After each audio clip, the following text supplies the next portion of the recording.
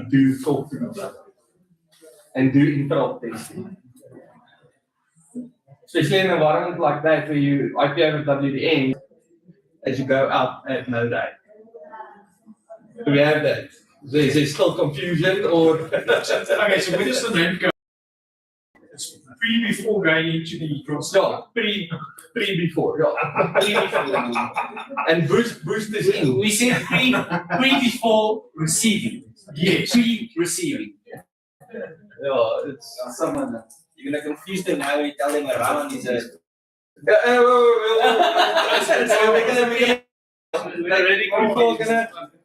So like I said, we get different type of amplifiers, right? Yeah, So you've got a rodent. rodent not an amplifier. That's a ROPA. The ROPA you'll typically see in ultra long terrestrial solutions, very rarely. But ROPA's primary job is in submarine applications. You can imagine in submarine applications, an amplifier needs electricity, right? So in a submarine application, there's a different way of how a ROPA works. And I'll quickly touch on ROPA after Raman, but it doesn't really impact our terrestrial systems at all. So we now understand how EDFA works, right? We've got a pump laser exciting a bunch of photons that are, let's call them greasy for the sake of coherency. They are greasy, and then they sit there agitated, waiting at a high rate, and the unamplified photon hits them, and they just start running. What's that? It's a smooth one. So that's how EDFA works. In many cases, in a normal setup, you will see either have a preamplifier or a booster and preamplifier. But there are cases like, let's use Kenya for an example. There are some nodes in Kenya where so we've dealt with some operators there, and these guys can't build a node every 80 kilometers. That's typically your sweet spot for optical power if you consider 0.25 dB and dispersion and everything. Your sweet spot for amplification, inline or whatever, sits about 60 to 80 kilometers. That's your sweet spot. But there are times where you have to stretch your spans 100, 120 kilometers. Kenya being an example, and I'll show you guys a few videos, where the guys had to build on a specific route. It's a pipeline route. It runs through the Kenya National Park. And they could not build at every 60 or 80 kilometers because the elephants would use the containers as a back scratching. So they'll literally go and scratch their butts on this container and push the container over. And then you lose your network and your kit. So the guys had to build in certain ways. So now what's happening is they're stretching it to 120 kilometers, sometimes 130 kilometers. So any amplifier has a minimum input power, right? So for argument's sake, we said let's assume our amplifier's maximum gain is 20 dB. That means we cannot go in lower than negative 10 dB into that amplifier, right? Because it can only do so much. So even if you boost the amp, you put a booster on to make sure that the preamplifier has enough minimal power to also boost the signal or amplify the signal. Let's not confuse boost and pre. Amplify the signal. You need to still reach that. So what do we do there?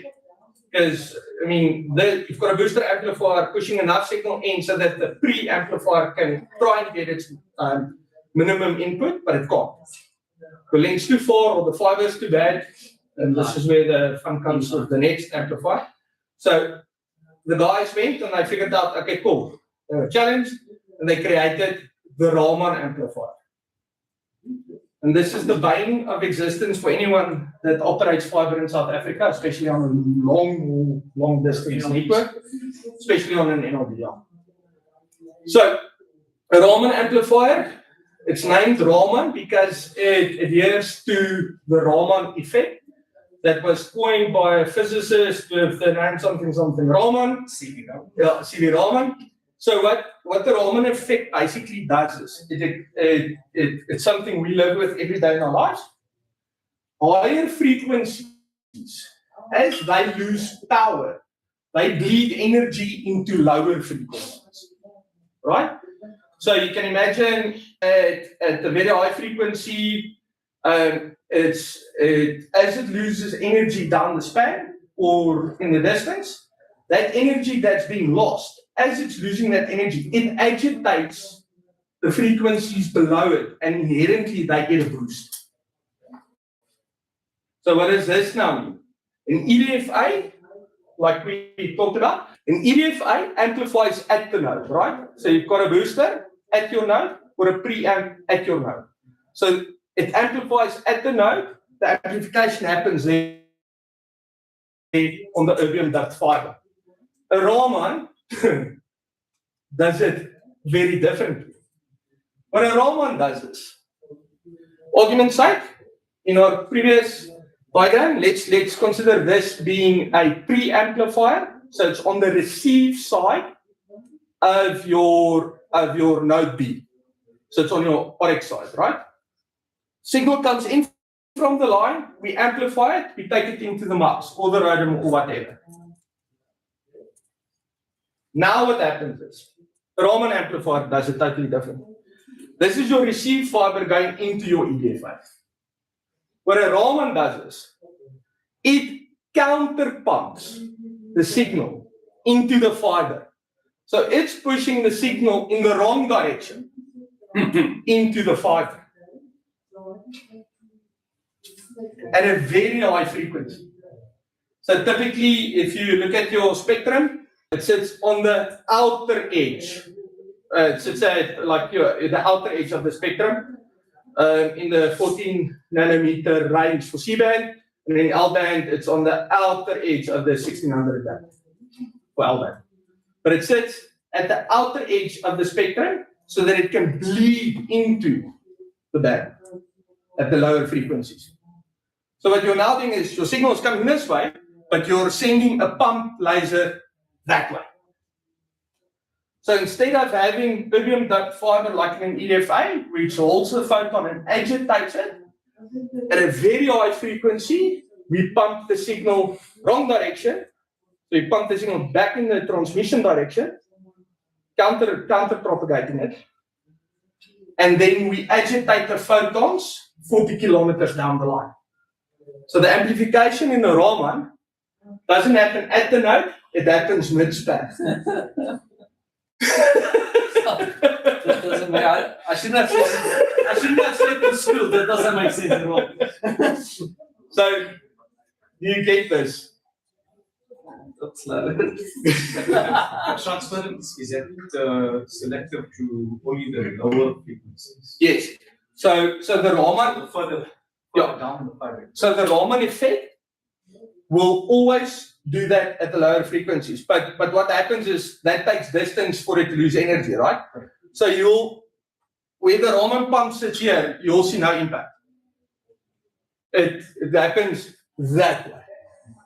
The challenge now is, and this is why it's the bane of most operators' existence, especially with low quality fiber, is your first 10 to 20 kilometers has to be practically clean. Very little reflection, because you are pumping a hell of a load of energy into that fiber. So and I think this is pretty important to stop here, right? Any WDM system worth its salt has to be M1 laser safe certified. So that is for your protection. You can only push a certain amount of power into a fiber. That's why I say you can't just turn boost. Total power can only do a certain amount.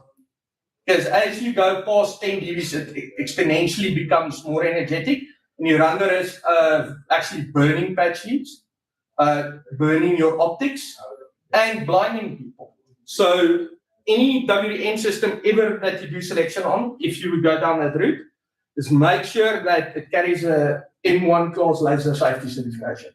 So there's a bunch of rules around that. You can only do maximum of X amount of power. The system limits the amount of power. All optics have to be faced downwards, not straight ahead or upwards. Reflective surfaces, coverings, all that kind of stuff has to play a role. This is very important because you can notice. Believe it or not, 1 dB of energy photonically, total power, is a lot of energy.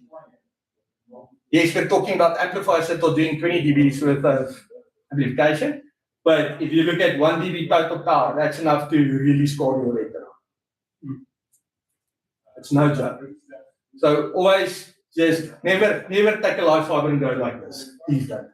Especially not if there's a Raman involved. Because what we do with Ramans is, and that's why we're pumping a hell of a lot of energy into the fiber. We're very close to the upper limits of what laser safety allows us to do. And because we're pumping at a very high frequency, at a very high rate, it could cause damage.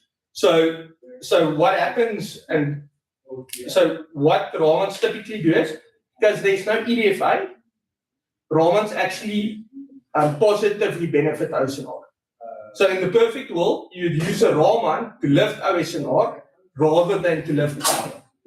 In the perfect world.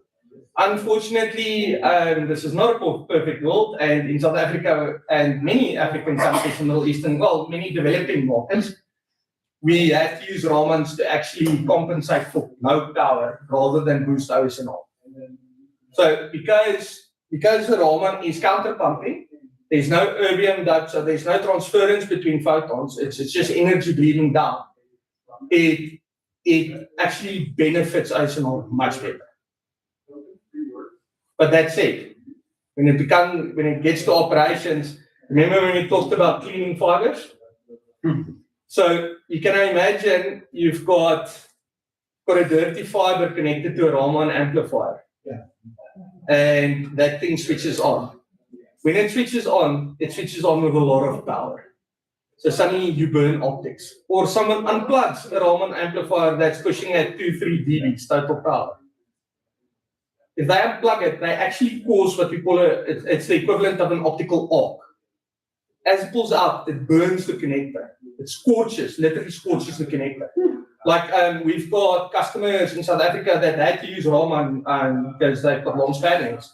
And they're churning Ramans at a massive rate because the guys operating with fiber would get to the WDM kit and just unplug it to test it on OTR. Not following any switch off procedure.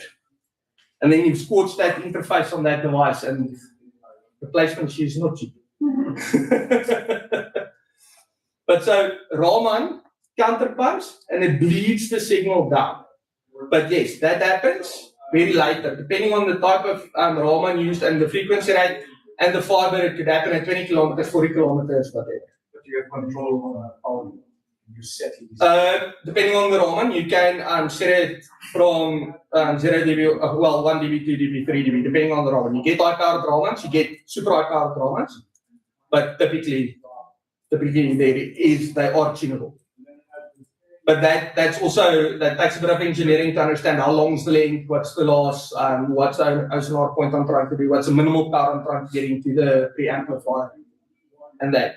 You'll also see Ramans, or if you've got a Raman, you've got a preamplifier. That's just how it works. You will never have a Raman separate from a preamp. Very long links. What about the signal that goes in the other direction? Mm-hmm. Different frequency bands. Oh, okay. So you're pumping at 1500 here. Yeah. This is sitting at Rainer, what's the Raman frequency? So 1625 nanometers. Okay. So they fall from each other. So you can countersend the signal. Countersend, but it's different. Yeah, but it's no, it's higher. High frequency, long wave. No, but so the Raman effect, higher frequencies bleed into lower frequencies. Yeah, sorry, so high frequency, short wave.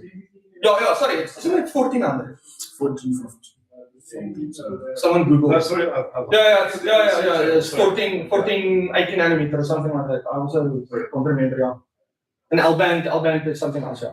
Okay. But yeah, so It doesn't affect the signal that goes in the sun direction. yeah, it's that's separated. Okay. So if we go back to our wrong direction again. Go back to our spectral grid. There. So Raman would sit here and bleed into that. So just to quickly confuse matters as well. So you're talking about two signals going to different points. Yeah. So in WDM, I will not touch on it. I'll mention it, I will not touch on it. You can go do your own bloody homework on this. You get a WDM concept called single fiber working. So where you literally take a single fiber and you've got two opposing signals, a co-propagated and counter-propagated signal. It, in its own right, has its nightmares. It's bidirectional. Yeah, it's bidirectional, but it's also very limited because basically you're taking that block and you're splitting it because half of your signals are going this way and the other half of the signals are going that way. So you come from, and it becomes an issue with power management and planning and it's just a nightmare. You can wherever you can or must, always buy two fibers, please. That's if you do proper. Yeah. There are cases where single fiber has its merits, but not yet. Concept's the same, but same type of equipment. It just has additional. We call them blue-red filters. And the comment about the fiber that must be perfect for that is Yeah, so reflection. Is that the main? yeah. So what happens is reflection is noise, right? It's reflection is noise, and that's the challenge. And also because it's such high power, that reflection point causes issues. So any Raman with its salt will go through phases of setup. And any Raman that complies to laser safe standards. So what it will do is it builds a reflection table. So it doesn't switch on full power. It will switch on, do a pulse test, look for reflections. Then it will slowly add power until it sees a reflection. If your fiber is of very bad quality, the first 10 to 20 kilometers, that Raman will not switch on. So, and that's the challenge in South Africa specifically, right? Because your first 10, 20 kilometers is still in the metro. Long distance fiber is typically, when it's out there on the NLDs, the fiber is nice. It's when it's close to towns where the fiber is bad. But yeah, in many facts, okay, with Raman, even going through ODF is an issue. So we typically, you'd see the architects will either tell the guys, listen, use angle connectors, high power connectors, or just splice, don't REF, splice through, plug straight onto the device. You can use IPC and stuff like that, but it also comes with some noise. But you typically want no reflection in your first pulse. Because the reflection will also take away from what you're trying to do with amplifying the signal, right? And that said also is, as you now can see, Raman is not built for a 60 kilometer link because the amplification happens 40 kilometers down the line. So you're basically already amplifying at the next node. So if anyone ever tells you, oh no, your 40 kilometer or 60 kilometer span, it's just put Raman on their question then. This is typically going to be 120 watts. There's typically 90 from 90 kilometers up to 120 kilometers. Then you get so this concept explained there is a backwards Raman, you get forward Raman, but also typically not in terrestrial environments or very long terrestrial environments. You're talking 300 kilometers span will have a forward Raman. But it's the same concept, the different direction. But the key thing is it's got the pump laser pumps into the fiber, so your amplification medium is the fiber. Where in EDFA, the amplification medium is the erbium duct fiber in the EDFA. Both have their uses and merits, but they come with some fun stuff on top of that. Everybody happy?